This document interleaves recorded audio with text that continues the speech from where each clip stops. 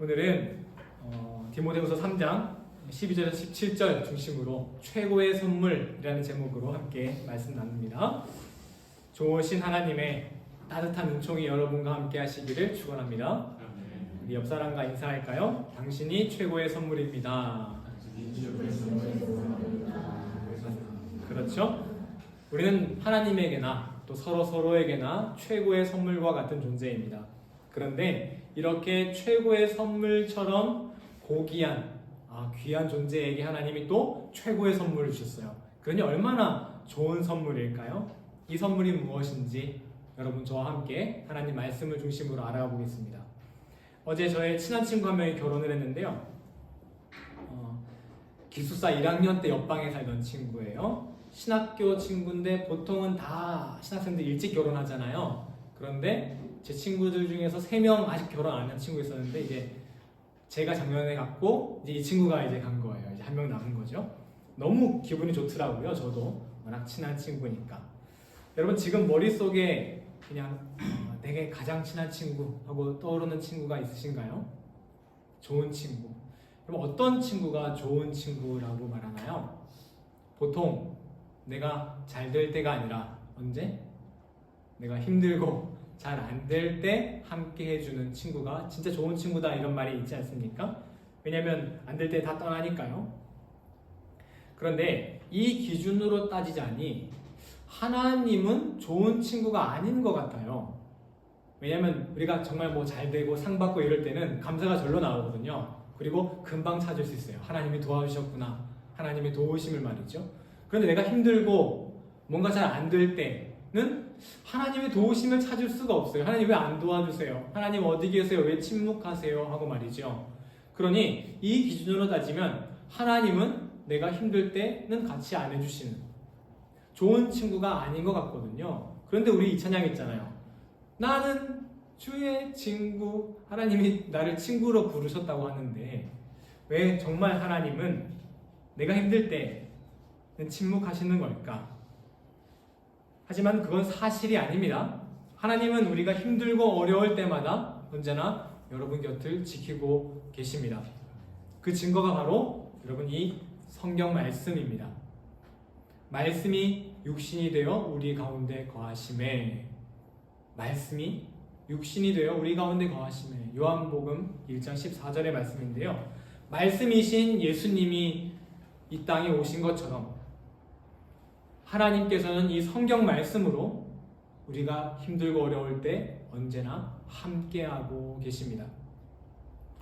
성경과 관련된 가장 유명한 성경 구절이라고 한다면 바로 여러분 오늘 읽으신 성경 본문 말씀일 거예요. 특히 디모데후서 3장 15절과 16절이죠. 함께 읽어볼까요? 시작! 또 어려서부터 성경을 알았나니 성경은 능히 너로 하여금 그리스도 예수 안에 있는 믿음으로 말미암아 구원에 이르는 지혜가 있게 16절 모든 성경은 하나님의 감동으로 된 것이고 교훈과 책망과 바르게 함과 의로 교육하기에 유익하니. 저는 이 구절에 우리가 성경에 대해 갖는 편견이 들어있다고 생각해요. 좋은 게 아니라 편견이요. 여기 보시면 교훈, 책망, 교육 이런 단어들, 여러분 성경에 대해서 우리가 갖고 있는 어떤 관점들 바로 이런 단어들에 축약되지 않습니까? 교육, 책망, 교훈. 무슨 말이냐면 성경하면 뭔가 자꾸 학습해야 할 것 같고 뭔가 내가 그동안 하지 못했던 과제 같고 산더미처럼 쌓여있는 숙제 같은 느낌이 많거든요. 그리고 15절부터 보니까요. 어려서부터 성경을 알았다는 거예요. 그러니 성경은 우리 아이들을 교육시켜야 하는 뭔가 교육자료, 최고의 교육자료 같은 그런 이미지가 강합니다. 물론 맞는 말이죠. 하지만 이 관점이 우리로 하여금 오히려 성경을 굉장히 멀어지게 한다는 데 있어요. 디모데후서 3장 15절 16절의 말씀은요. 성경 정말 좋은 거니까 이걸로 공부해 라고 하며 주시는 숙제가 아닙니다. 숙제의 말씀이 아니에요. 디모데후서 3장의 전체 맥락을 살펴보면요. 초점이 성경이 아니에요. 지금 성경은 이렇습니다 라고 말하고 있지만 디모데후서 3장의 초점은 성경에 대해 설명이 아닙니다. 왜 그런지 저와 함께 살펴볼게요. 디모데후서 3장 1절부터 4절 4절의 말씀인데 저와 한 절씩 교독하며 읽어보겠습니다. 1절부터 너는 이것을 알라. 말세에 고통하는 때가 이르러 사람들이 자기를 사랑하며 돈을 사랑하며 사랑하며 교만하며 비방하며 부모를 거역하며 감사하지 아니하며 거룩하지 아니하며 무정하며 원통함을 풀지 아니하며 모함하며 절제하지 못하며 사나우며 선한 것을 좋아하지 아니하며 배신하며 조급하며 자만하며 쾌락을 사랑하기를 하나님 사랑하는 것보다 더하며 디모데후서 3장 첫 번째 부분입니다. 이 세상이 이기적이 되고 돈을 사랑하고 점점 악해진다는 거죠. 그러므로 어떻게 되냐? 12절 함께 읽어보겠습니다. 시작. 무릇 그리스도 예수 안에서 경건하게 살고 하지 않은 자는 박해를 받으리라. 그렇죠.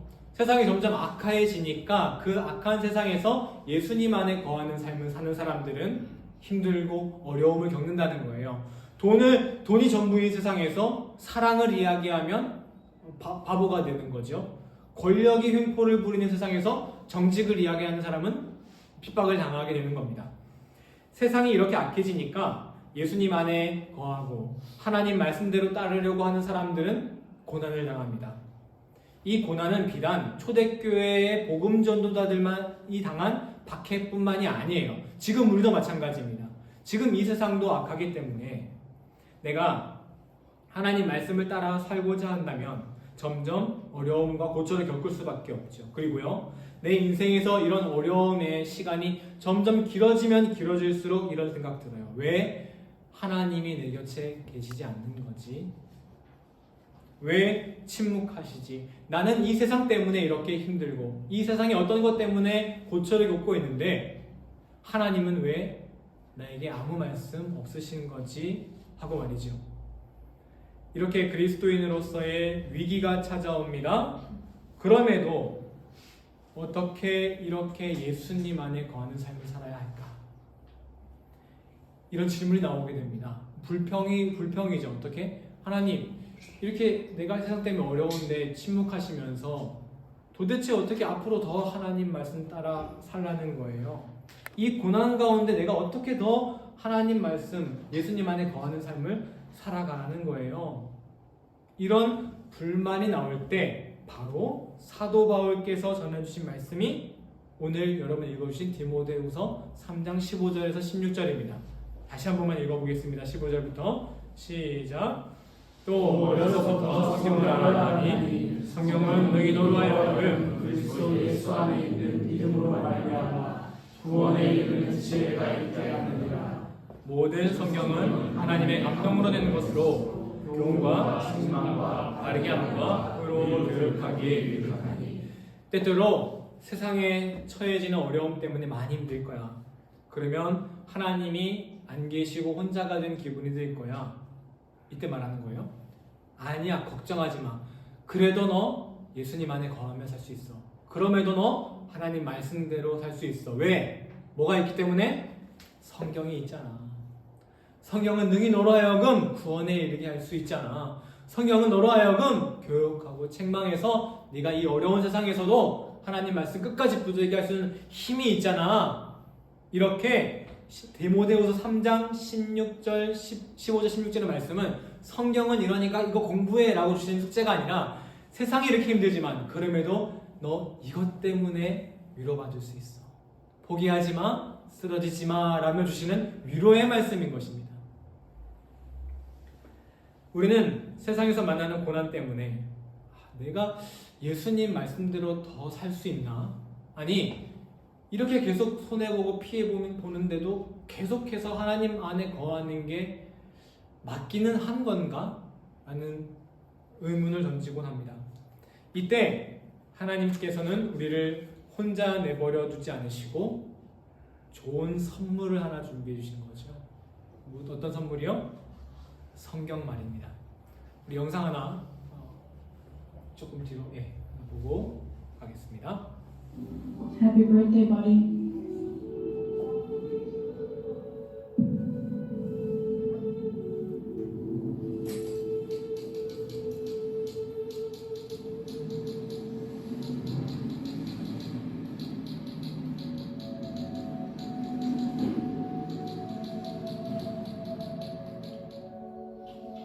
Johnny getting a 16th birthday surprise.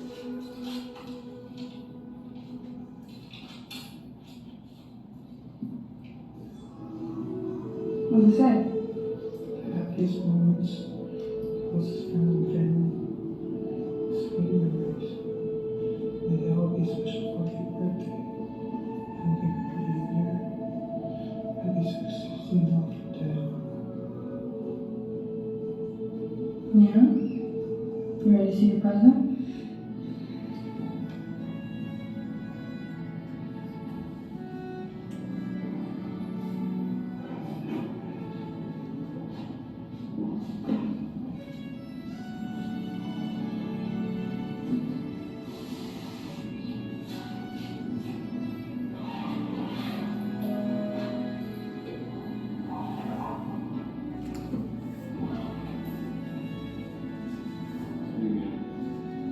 Dad bought it for you before he passed away.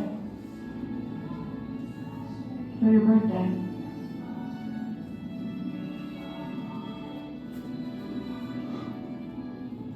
Yeah?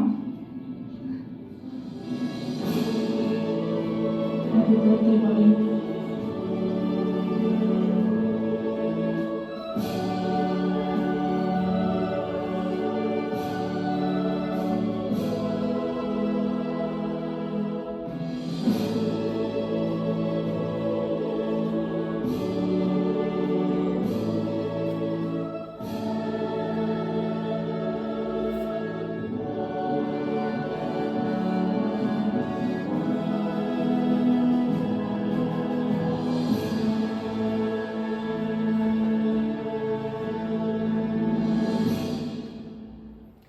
이 영상 속의 소녀는 이때 인생에서 가장 힘든 시기를 보내고 있었을 겁니다. 아버지가 돌아가신 지 2주 정도 됐다고 하니까요.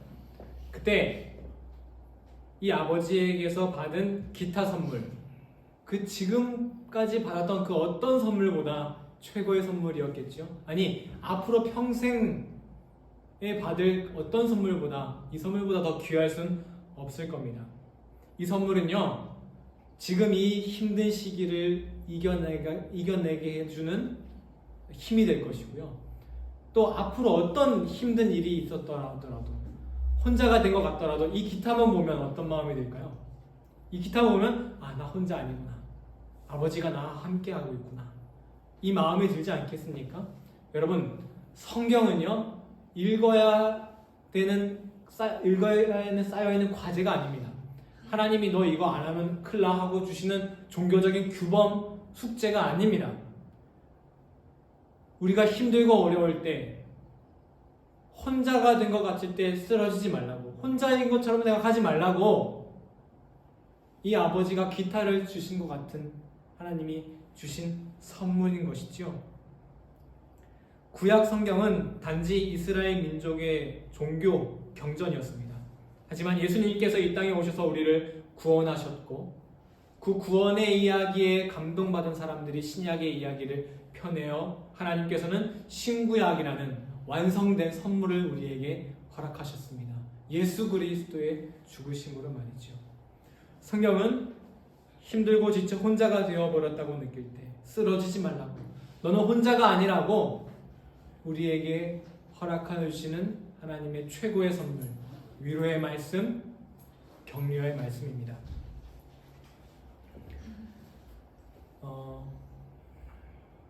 여러분 혹시 군인 친구를 가져본 적 있으신가요? 어렸을 때? 그때 위문 편지 혹시 써본 분 있으신 분? 우리 리아 자매님 써보셨어요?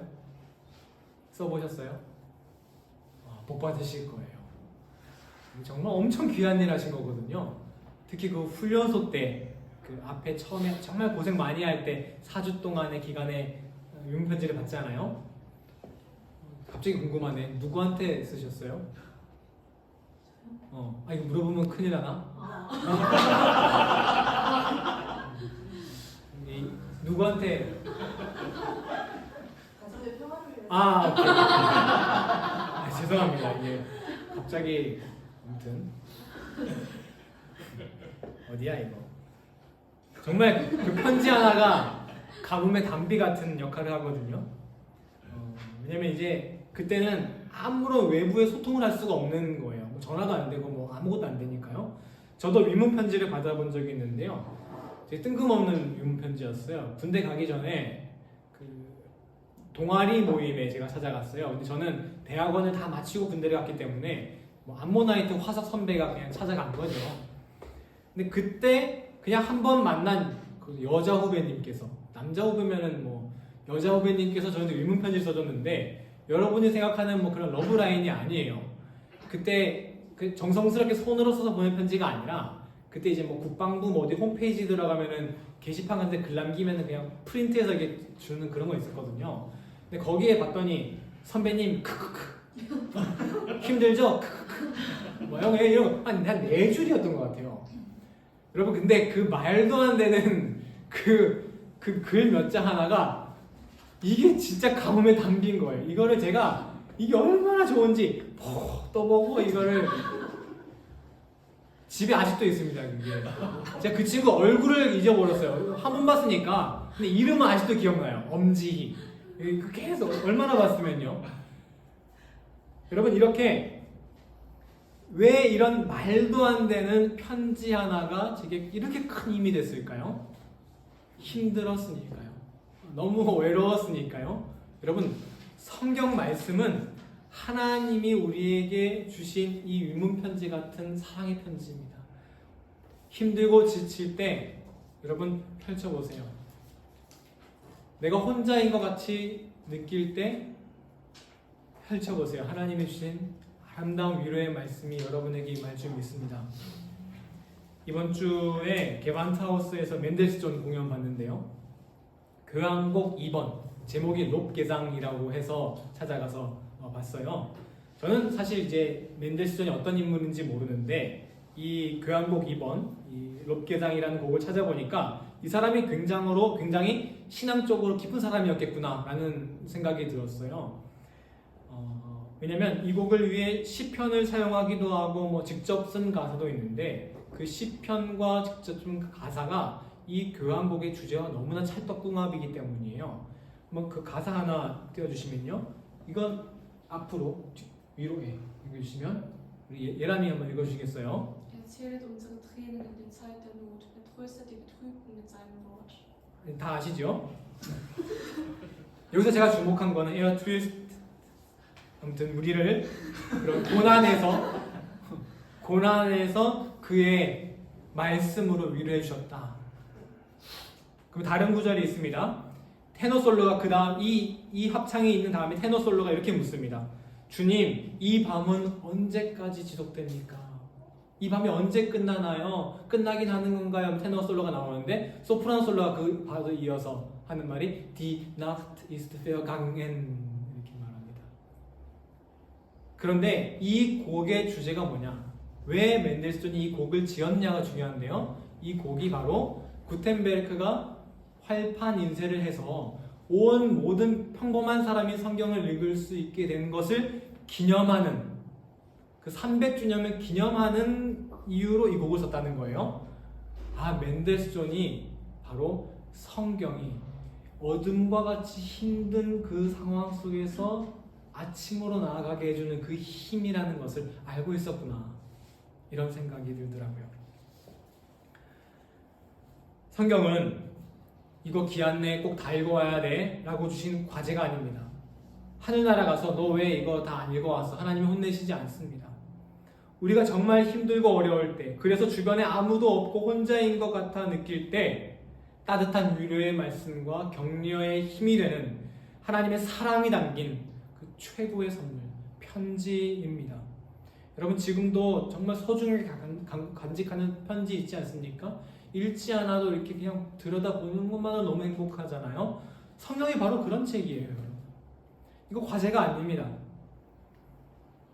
그러면 그 사랑의 편지의 내용을 보면요, 성경은요 하나님의 사람들이 자기가 하나님을 경험한 이야기를 적은 책이에요. 내용상으로요. 그런데 그 경험은요, 그 사람들이 직접 하나님을 찾아 나선 경험이 아니라 하나님께서 그들에게 찾아오신 경험. 그러니 자기의 경험을 적었지만 그 경험은 자기 경험이 아니라 하나님이 내게 허락하신 경험인 것이죠. 그 하나님이 찾아오셨을 때 그 어려움 속에 찾아오신 그 하나님, 그 어떤 사람을 하나님이 찾아오셨냐? 어떤 사람을 찾아오셨습니까? 약복 강가에 쓰러져 있는 야곱을 찾아오셨고요. 400년간 이집트 노예살이를 해서 핍박받고 있던 이스라엘 민족을 찾아오셨고요. 그리고 사람들에게 돌에 맞아 죽을 위기에 처한 혈류병 여인을 찾아오셨습니다. 이렇게 힘들고 어둠에 갇힌 이를 찾아오신 이야기, 그것이 바로 성경인데요. 그렇게 힘들고 어려움에 처해 있을 때 하나님이 찾아오셨을 때 그 사람들 안에서 얼마나 그게 감동이 됐겠습니까? 그 하나님의 감동의 이야기를 적은 것, 그것이 바로 우리 성경인데요. 그래서 성경은 이렇게 말씀하시죠. 성경은 하나님의 감동으로 된 것으로. 성경은 온통 연약함과 어려움에 처한 이들을 만나러 오신 이야기입니다. 성경은 종교적인 과제도 아니고 모시고 살아야 하는 숭배의 대상도 아닙니다.